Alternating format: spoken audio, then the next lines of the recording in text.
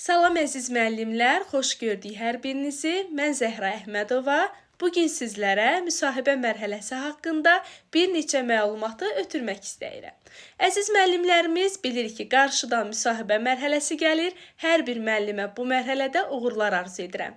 Əziz müəllimlər, nəzərinizə çatdırım ki, bəlkə də müsahibə mərhələsi imtahandan qat-qat rahatdır. Qətiyyən sizin özünüzün və yaxud da ki, ətrafdakıların sizi müsahibə mərhələsi ilə bağlı qorxuzmağına icazə verməyin.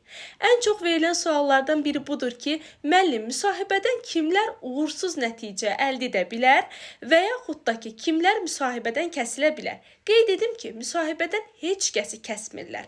Amma bəzi müəllimlərimiz öz günahlarına görə müsahibədən kəsilə bilirlər. Bunun birinci səbəbi nədir? Biz müsahibəyə getməmişdən qabaq mütləqli şəkildə danışıq qaydamıza fikir verməliyik.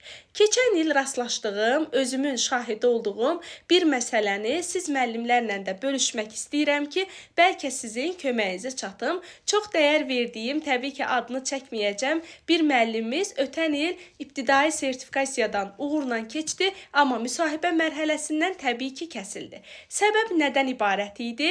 Əsasən belədir ki, biz bəzən düzgün danışıq qabiliyyəti olmayan, nitqi yaxşı olmayan müəllimləri bəzən düşünürük ki, kəsilə bilərlər. Bu özlərini yaxşı ifadə edə bilməzlər, suallara düzgün cavab verə bilməzlər. Amma qeyd edim ki, bu müəllimi mən belə deyim, real şəkildə görməsəm də, onlayn şəkildə biz müəllimlə əlaqə saxlayırdıq, danışırdıq, zəng edirdi. Müəllimin aktiv bir müəllim olduğunu görürdüm. Yəni, onun danışığından, onun savadını da görürdüm. Eyni zamanda bilirdim ki, o müəllim aktiv müəllimdir. Müəyyən qədər o insanla canlı şəkildə görüşməsək belə, onlayn şəkildə danışsaq belə, zənglə əlaqə saxlasaq belə, mən o müəllimi tanıyırdım. Təəssüf ki, bir gün qabaq müəllimə xəbər verdilər ki, siz belə deyim ki, sertifikasiyanın müsahibə mərhələsindən kəsilmisiniz. Müəllim narahat olmuşdu. Təbii ki, kim olsa narahat olar, illərin müəllimidir və mənimlə əlaqə saxladı.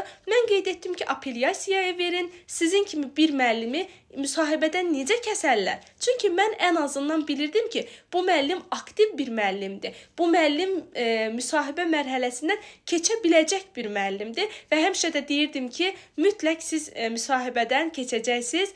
Təəssüf ki, elə nəticələndi ki, müəllim müsahibədən kəsildi. Səbəb kimi nə oldu?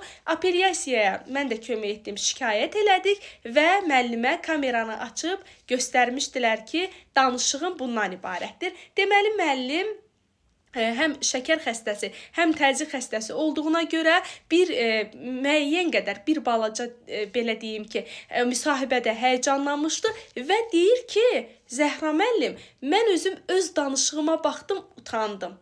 Yəni, kameranı açdılar, mənə göstərdilər, mənim müsahibəmi mənə izlətdilər və mən bir müəllim olaraq özümün oradakı danışığıma, jestlərimə, mimikalarıma, emosiyalarıma və öz duyğularımı ifadə etməyimə baxıb, şəxsən müəllimin dilincə desək deyir, mən utandım. Ona görə ki, mən deyir, özümü orada çox həyəcanla aparmışam. Təbii ki, müəllim müəyyən qədər yaşı var idi. Onun təzyiq xəstəsi olmağı, şəkər xəstəsi olmağı, onun həyəcanı da bir yandan və bu da xoşa gəlməz bir auranı ortaya çıxardı. Deməyim ondan ibarətdir ki, çalışın ki, müsahibə mərhələsinə qədər davamlı şəkildə kameranı quraşdırın, özünüz danışın, sonra oturun, baxın, görün, nəyi səhv edirsiniz, nəyi düz edirsiniz, güzgü qabağına keçin, güzgünün qarşısında danışın. Çalışın ki, bu hisslərinizi, həyəcanlarınızı yatırdasınız və mən sizə öz şahidi olduğum və təəssüf ki, bir müəllimi müsahibədən kəsildiyini anlattım. Təbii ki, bu müəllim də istəməzdi ki, belə olsun, amma mən dəfələrlə hər dəfəsində ödənişli dərslərdə də, ödənişsiz dərslərdə də qeyd edirəm ki, ilk təəssürat məsələsi vacibdir. Siz əgər bir insana ilk təəssüratdan xoş bir aura bağışlasanız, ilk saniyədən xoş bir təəssürat bağışlasanız, əmin olun ki, sizin üçün sonraki mərhələ çox rahat olacaq. Və qeyd edim ki, bizim əvvəlki illərdə müsahibədə iştirak etmiş müəllimlərimiz var idi ki, çox güləriz, çox rahat özlərini apardıqlarına görə onların müsahibəsi də rahat olmuşdu. Amma siz müəllimlər həyəcanlandıqda, sizlərə təbii ki, bir həyəcan gəldikdə və mən bunu başa düşürəm, normaldır. Normaldır ki, siz ilk dəfədir ki,